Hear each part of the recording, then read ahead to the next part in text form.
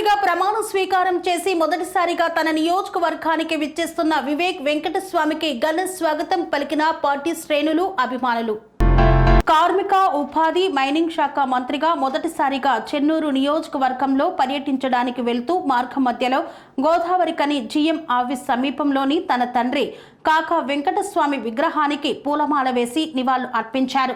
ఈ మేరకు రామగుండం నియోజకవర్గ కాంగ్రెస్ శ్రేణులు, మాల సంఘం నాయకులు, అభిమానులు వెంకటస్వామికి ఘన స్వాగతం పలికి పుష్పగుచ్చాలను ఇచ్చి శాలువాలతో సన్మానించారు.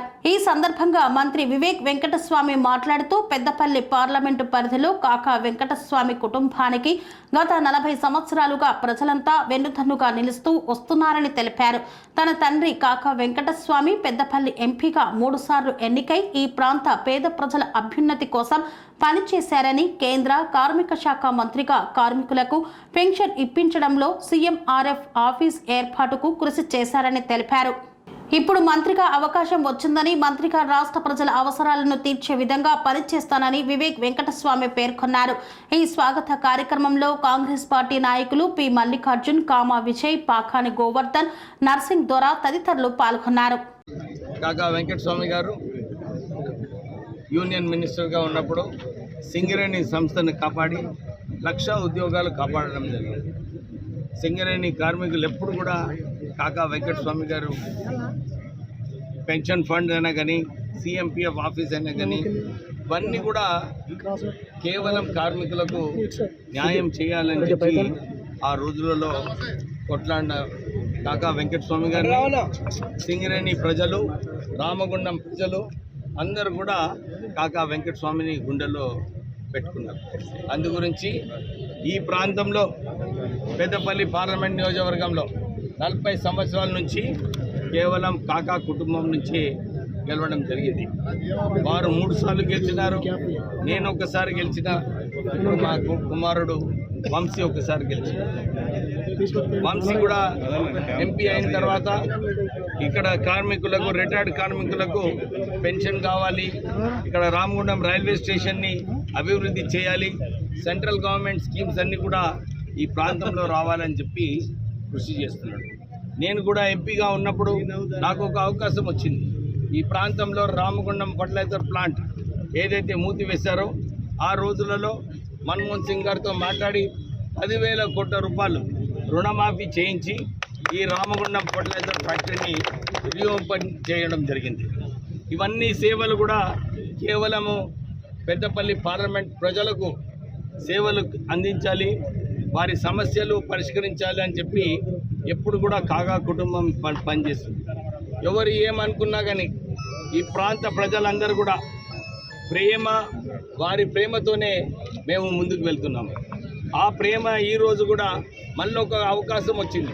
నేను మంత్రిగా కావడము, ఈ పెద్దపల్లి పార్లమెంట్ నియోజక ప్రజలందరికీ కూడా సేవలు మరి ఇంకా ఎక్కువ చేయడానికి ఈ అవకాశము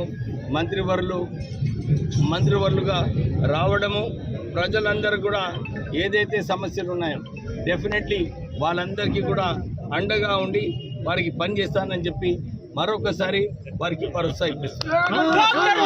ఇవన్నీ కూడా కేవలం కార్మికులకు న్యాయం చేయాలని చెప్పి ఆ రోజులలో కొట్లాడిన కాకా వెంకటస్వామి గారు, సింగరేణి ప్రజలు, రామగుండం ప్రజలు అందరూ కూడా కాకా వెంకటస్వామిని గుండెల్లో పెట్టుకున్నారు.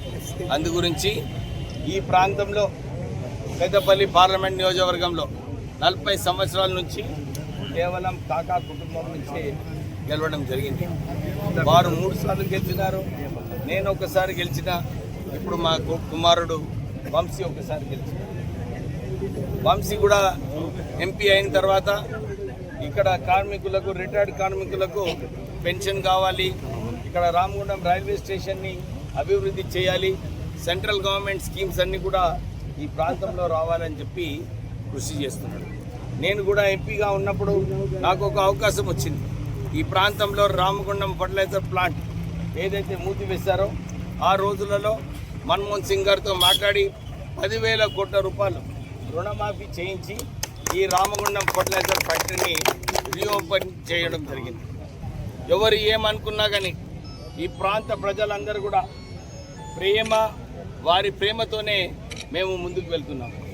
ఆ ప్రేమ ఈరోజు కూడా మళ్ళీ ఒక అవకాశం వచ్చింది. నేను మంత్రిగా కావడము, ఈ పెద్దపల్లి పార్లమెంట్ నియోజక ప్రజలందరికీ కూడా సేవలు మరీ ఎక్కువ చేయడానికి ఈ అవకాశము